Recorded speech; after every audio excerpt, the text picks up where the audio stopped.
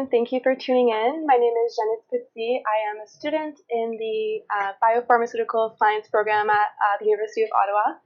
I am also an executive member of the Canadian Biomaterials Society for the Ottawa Student Chapter. To celebrate International Women's Day at Beats Research Radio, we decided to do 4 different episodes with 4 different renowned women in STEM. As a woman in STEM myself, I'm really excited to be your host for today's episode. Our goal here at Beats Research Radio is to communicate the science we do in the labs to the community. Our guest for today's episode for Women in STEM is Dr. Edna Matta-Camacho. Dr. Camacho is a research associate at the Neuroscience Department at Carleton University. Her work focuses on kind of understanding the molecular mechanism of psychiatric disorders. She is also the Ottawa co-leader for the Immigrant and International Women in Science, and she is also the founder and CEO of the amazing STEM Without Border Association. So thank you so much, Dr. Camacho, for being with us today. In today's episode, we'll talk a little more about STEM Without Borders. We'll also talk about EDI in science. So EDI stands for Equity, Diversity, and Inclusions for those who don't know at home. So thank you so much for being here. As I mentioned, you are the founder and CEO of STEM Without Borders. So STEM Without Borders is based in Colombia, which is where you originate from, and it's an organization that focuses on promoting the learning experiences of STEM through like fun and exciting experiments. They do a bunch of work, and everything is centered in an environment that is based on equity and diversity and inclusion, which is amazing. So can you talk to us a little more about STEM Without Borders? Maybe talk to us about your mission and why you decided to create such an amazing organization. Yes, of course. Hello, Janïs. Hi. Thank you very much, first of all, for giving me this great opportunity to share here my views and my experience in STEM field. Great.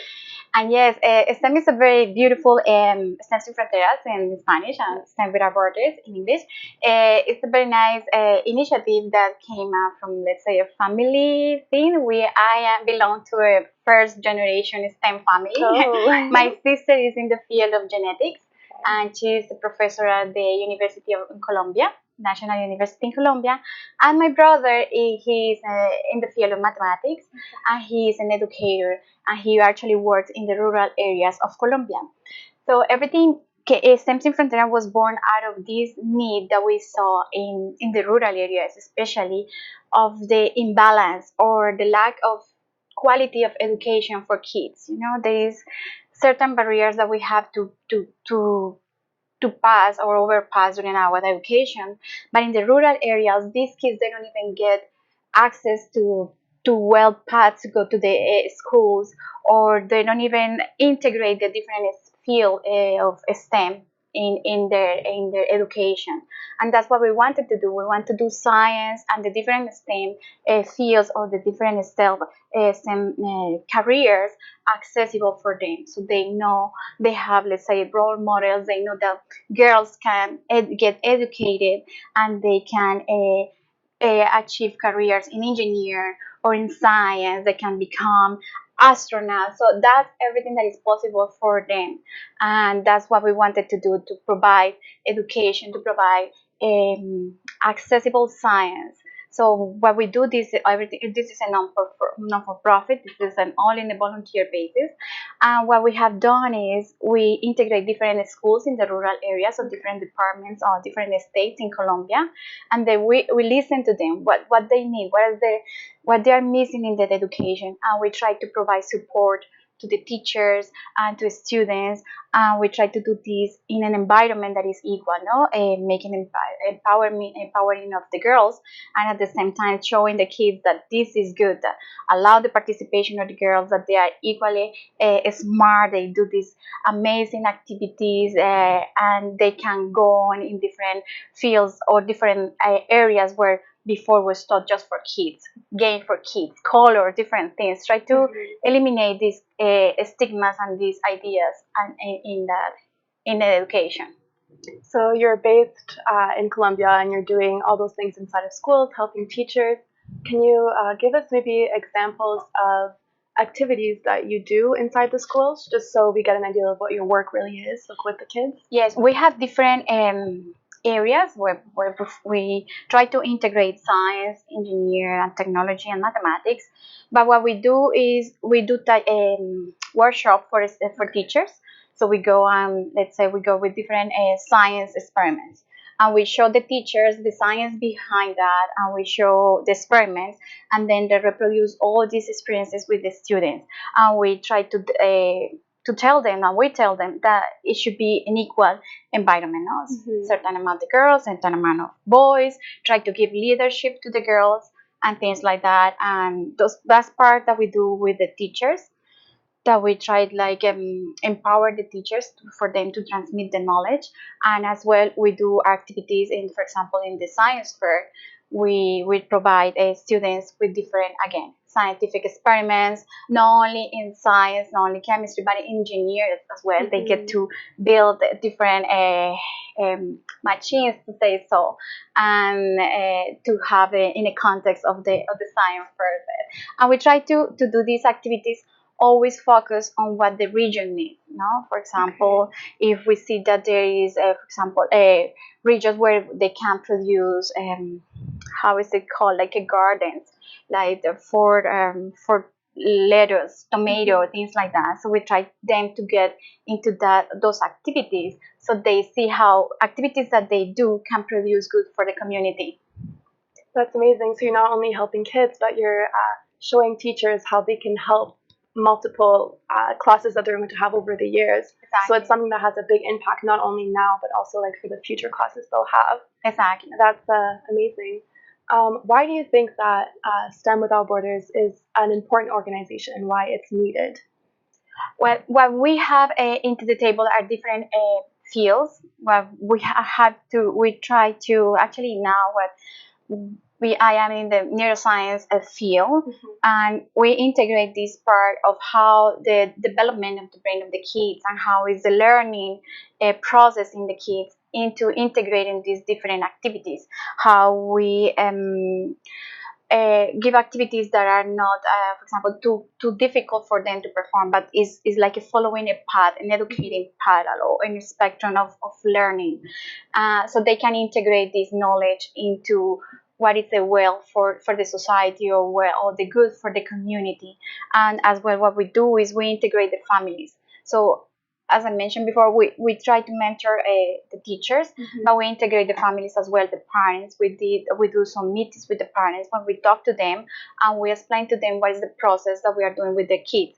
For example, the news that they bring to home, how they can integrate this and value what the kids are learning there. So we are trying to do, and what is important with our border is that we integrate the different points that requires education in kids. That is the teachers, the family, and the community. So they will see the whole picture, let's say. And of course, as they grow, they will see how this will impact as well the region and the country, and how this is associated as well with the global aspects. Actually, do you think that the inclusion of like the families and the students and the teachers is going to give a rise in like women in STEM in Colombia? Because that's what we hope. Exactly. In this, with these activities, we try to show sparkle the kids' curiosity, but at the same time to show the girls that we can. And actually, we have like, see that 80% of our team are women. So they see that we women take this leadership in teaching what we can do. We explain to them everything. For example, I talk to them everything what I have done, and not only me, but a lot of women in Colombia have been going out, studying, and now wants to give back to society and give back to Colombia. And they say, oh, this is fascinating, and how is Canada and the winter and the snow, and not only that, going out of the country, but as well interested in all the proteins and the things, the experiments and the science. And they have actually very nice questions sometimes, and they always ask, and this sparkle in the face is just, I think that this is the way how we can get more girls involved in these different fields. Is it something that, like STEM Without Borders, is it something that is directed only to elementary school level, or is it something that you're also doing in like high school level or even university levels? Well, we try because our team it has different let's say categories, let's say. So my brother that is in the rural area and is more elementary or basic education, so we are focusing on that, try to educate, I think, from the early age kids in these different fields. But as well, we see that there is a gap between, let's say, the rural area and the urban area, so we try to connect that. And in that case, it's more when go the first side, elementary school to secondary school, and then from secondary school to university. There is a gap. There is not a connection. There actually is. There is, kind of say, like a broken communication. So that's something that we have been trying to find. Now we are getting more into schools that are for the high school. Mm-hmm. So we try to interconnect these two fields, let's say so. Yeah. So what we do is to bring the kids to the high school and get a connection with them and do activities. And actually, for Christmas, we try to do like a party in the school together, and they get together, and the small kids play with the big kids. Oh, they are fascinated. And as well, with the university, we are trying to connect as well, because what happens there is when they finish high school, there is no this motivation to go to university, because for them there is no the money. They live in the rural area, so that implies to move to the place where the university is. Family is not there, so parents want the kids to be here and to work in the rural area. But we want to see with this is what's the positive when they go to school, they get prepared, and they can even come back if they want to produce in their field and help them. And as well, what we do is bring them again from the elementary school to high school, and to bring as well the students from the high school to the university, for them to see the campus, to get motivated, to see all the different projects that university are doing. And the teachers in the universities actually have been very, very positive with STEM in Fronteras, and they support us. And this is so far has been a very good relationship there. Of course, like how could they not support you? It's such an amazing organization. So the bridge is super important. I think that is something that would be really important to keep going and to pursue. Exactly. I know it's still a pretty young kind of organization. You haven't started much that long ago. Mm-hmm. Yes. I think about almost 2 years ago. Exactly, right? 2 years ago. What do you see in the future for STEM Without Borders? What are your next goal maybe to accomplish? Yes, what we are trying is to get it strong as an organization, mm-hmm. because if we get support, then we can support more kids. So now we are getting collaboration with different organizations in Colombia, getting support, apply some grants where we can have the resources to provide more education opportunities for these kids. What I wanted at some point is even to have a support or fellowship that help them to go, for example, to university. For the kids that they are motivated, they want to, but they can't, to provide this opportunity to go to university, to mentor them and to sponsor them in mm-hmm. that. So this is not going to be a limitation, that what they can do, they don't have to stop, they can go on and on. That's what I want to do. That is the whole process from early age or at the age that they are, but being with them by their side to support them if I see that there is a potential in them. They want it, of course, because they need to like it as well. But so far what we have is a lot of kids, and not only kids but teens, that come to us asking for advice, asking for how is this and that. I think that's the first step. Once you want to do something, actually happens to me when I wanted to do something, going to someone else and ask how I can get this, how you can help me. That's very important, and that's what we are trying to tell them too, that there is a way, and it is possible. For sure, yeah, of course. So you just want to mentor the most, as many kids as you can, exactly. and help them pursue their goals and pursue into the STEM field. So we'll take a little break, and when we come back, we'll talk about EDI and science. Thank you.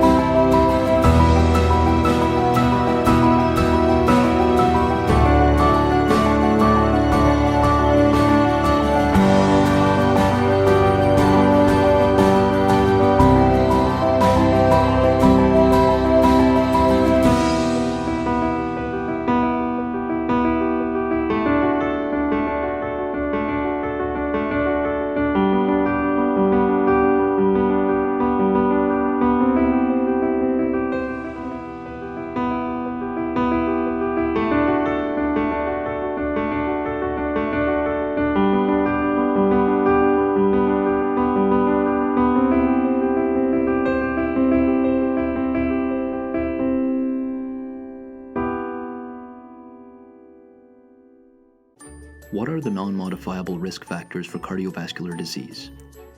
Cardiovascular disease can be caused by a variety of risk factors we cannot control. The older you are, the more prone you are to chronic conditions like heart disease or stroke.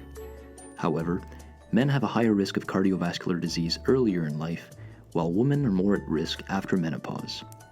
Women may also experience different symptoms of heart attack that may go unrecognized. You may be more at risk depending on your ethnicity. People of Asian, African, or First Nation descent have higher rates of cardiovascular disease. Your ethnicity may also influence your diet, which can put you at an increased risk for cardiovascular disease. If you have a first-degree relative who has had cardiovascular disease or a stroke before the age of 55 for men and 65 for women, your risk of heart disease doubles, and regular screenings with your doctor are recommended. But there is good news. Up to 80% of premature cardiovascular disease can be avoided and more effectively managed by taking these proactive steps. Quit smoking, be physically active, eat well, achieve a healthy weight, manage your stress and any anxiety or depression, and see your doctor about managing your cholesterol, blood pressure, and blood sugar levels. For more information on cardiovascular disease, please visit our website.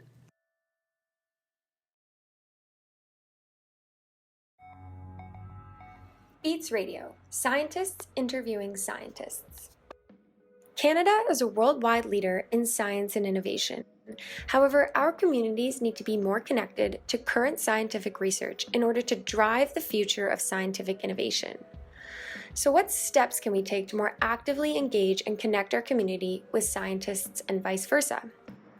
Innovation and discovery are at the core of the current efforts of our government, but science sometimes gets slightly complicated to understand. At Beats Radio, we will tackle this by having young scientists and early career researchers interviewing scientists and innovators. By dissecting science in simple terms, this will allow our community to better understand the importance of science for our country.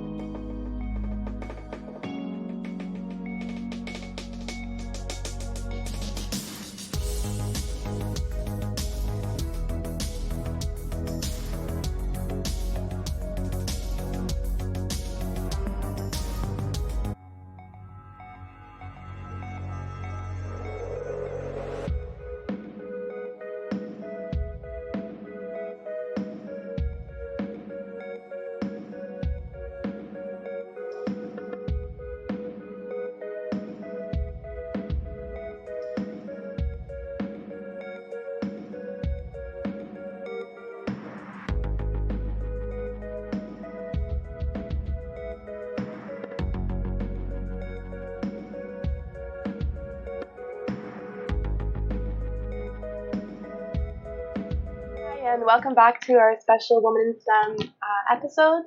Today we are joined with Edna Camacho, and we talked a little bit about her organization in STEM. It's STEM Without Borders, and it's based in Colombia. But Dr. Camacho, you've been with us in Canada for a while now. You did your PhD and your postdoctoral fellowship at McGill in Montreal. Right. And then now, as I said earlier, you work for as a research associate at Carleton. Right. In Ottawa. Can you talk to us a little bit about the challenges of being an immigrant scientist in Canada? Yes. Well, my challenges started when I came to Canada. I had to improve my language. I was very bad in English at the time. That's something that actually I had been trying to the students that I mentored. I tried to, in Colombia or in different languages, try to motivate them to get into the language. So that was one of the challenges. But at the same time, I was so excited to come here that I was in the learning curve all the time. That was very excited. But then integrated to the culture as well is something that is different now, and to know people and to know what are the opportunities that are here for me. That was mostly what I have to think, and that I have to pass during the time. That was more or less the barrier that I have when I came to Canada.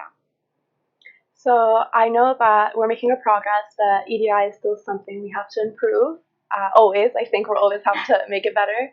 As I said earlier as well, you are the Ottawa co-leader of the Immigrant International Women in Science. Right. So it is a nonprofit organization, and you guys focus on building an environment and communities for immigrant international women in science, and just kind of like help them feel nourished and included, and explore the diversity in that field. Yes. Can you talk to us about what your team does and maybe your specific role in IWS? Yes, well, the IWS started from the motivation or the passion of different women in Canada to come together and to share our experiences. Everyone has a different experience how they migrate here to Canada, and as well the different challenges that they have to go through during the process of transition, of adaptation to this country. So what we do here in Ottawa, and actually in different cities now, we are present in 9 different cities in Canada, is to generate like a friendly environment where we come all together. We have monthly meetings where we have specific topics, and actually these topics are decided based on the needs that different women present. For example, we see that, or we do a survey, or we see that people need to talk about job opportunities, or you need to talk about difference in the culture, or different things. So we put those topics on our list, and we do monthly meetings to be able to have the opportunity for different women to come and talk about their challenges, the barriers they have been trying to address here in Canada. So that's what we mostly do. We generate a space, a friendly space and environment when different women can come and share their experiences. We learn from there. They learn from what we have learned so far. So that's the beauty of this, that we, with different disciplines from different environments, we are from academics, from government, from industry, we're for non-profit too. We come together with different questions, with different knowledge, with different aspects, and we grow together. We share these experiences that actually at the end of the day is lowering this barrier that we have to overcome every time. So I saw that it's something that is throughout Canada, like there isn't just in Ottawa. Yes. Do you guys do monthly meetings with everyone, or is just specifically like in your own individual cities? We have, as a group, we have the different leaders in the different cities that they form their own node in the different cities. We have our call every month where we all together and we see what are the needs of the cities, and we come together with this national view of the IWS. And then what we have in every city are the monthly meetings, are coordinated. We have the same topic, so in that case we have the coherence here. We have the same topic, and we hold the meetings the same week. We cannot do it the same day because it's difficult to have the coordination here, the logistic here, but at least the same week we have all the different cities, and then we come together again with the conclusions, with the take-home message of what our meeting what's the idea, what we got, what the solution we got for the problematic that was presented, or the topic that was presented, and then we have again our meeting with the leaders saying what was good, what's bad, what we need to improve, what's next, things like that. Are these meetings open to everyone? Like, could any woman that is an immigrant or international woman come to those meetings? Oh yes, of course. The monthly meetings are open for everyone, even if you're not international. Even we have been having participation of men in our meeting, because actually that's a very good thing to have different inputs, to have different views. I think that's what makes us have value in what we have, and recognizing what we have, and we can get as well the potential that we have. So everyone is welcome. Science, and when there is people that is not in science but they contact us, we try to do as well a mentor and try to give advice as we can. I think you're right. Having a more diverse group in those meetings can help you. You need everyone to be on board for it to be equal, right? Of course. You can't just have one side pushing if no one else is recognizing that. And in this part that is equity, we need definitely part and part. We need women doing the leadership, taking responsibility of all the beautiful, or the skills they have, but as well we need men as well that learn to see that we are in this equal moment, that we need equal participation, that our knowledge and our experience is value, and they can spread the word. Why do you think that IWS is something that's important to have in Canada? Well, we need, actually the efforts have to come from different points. That I think that the more echo or the more points that we have, the better. And here in Canada, we are in this nice momentum where there is awareness, there is programs. So this is when we need to put our effort to. And what I like about IWS is that we are in different cities. So we have from different angles, people pushing, people saying, people doing awareness, doing work, because never is enough in this topic. We require a lot of work. There is a lot to be done. There's a lot of progress, but there is a lot to be done in so many different fields and in so many different aspects. That is empowering women and empowering as well, educating in STEM and not in STEM. So there is a very complex thing that to get it on board.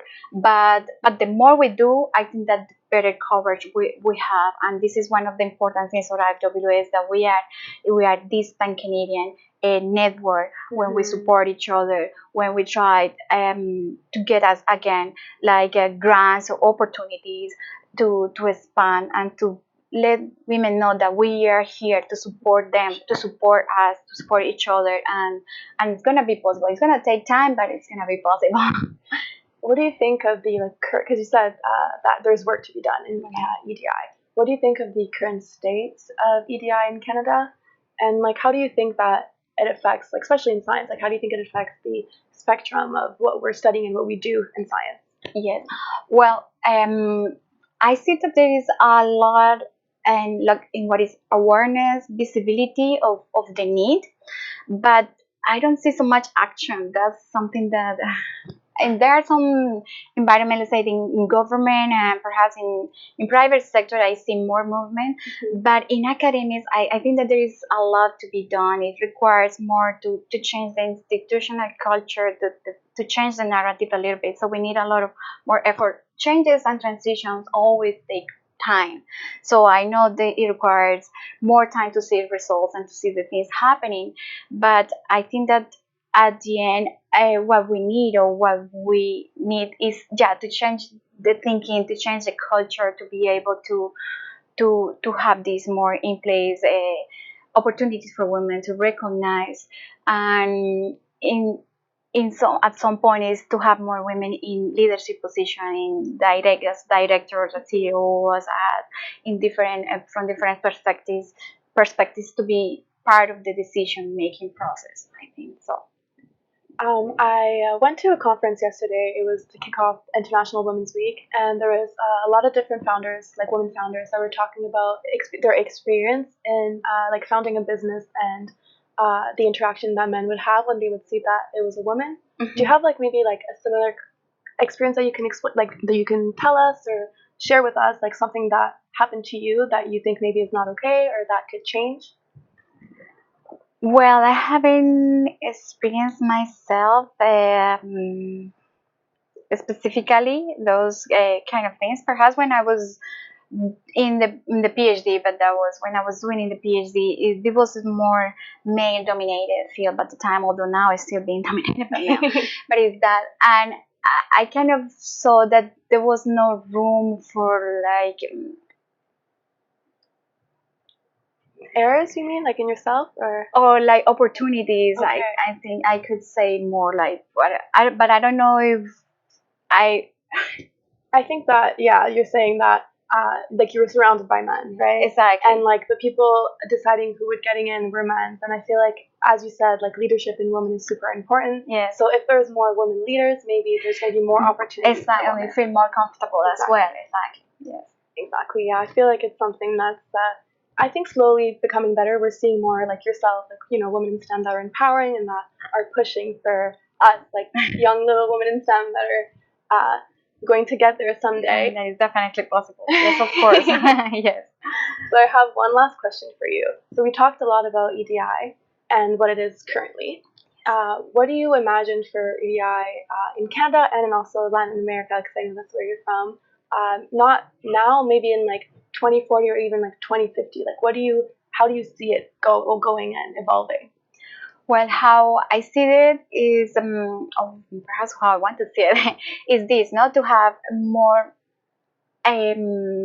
role models, or no more role models, but more women out there, you know, in leadership position, to change the perspective as well, how different things are formed in Canada, let's say, or in Latin America, to educate more women, and at the same time, when they get educated, there is an advance not only for the community but as parents in STEM as well. I think that we require now a lot of representation of women in STEM, in different fields, in engineering. It is advancing, but I think what I want definitely is to see this equal opportunity, men, women working together and value each other to bring up this society. Yeah, just make women in STEM mainstream, I guess. Exactly. Something that is normal, that we don't have to think about, that it's just, there is no natural. difference. There is no women scientists, or no, we are scientists and that's it. There is no gender in here that has to be clarified. So the goal would be not to have an organization that doesn't need to worry about it, right? No more of exactly. Then IWS, Yeah, we don't want it anymore. So that was a great way to end the conversation. I learned a lot from you today. Your organization is amazing, STEM Without Borders.